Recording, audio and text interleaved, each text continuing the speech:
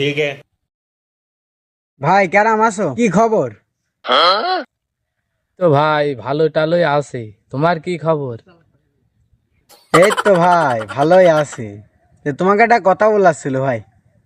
তে কি কথা বলবা তে বলো। ভাই তোমার আর আমার মধ্যে পার্থক্য কি কি বলো দিনে?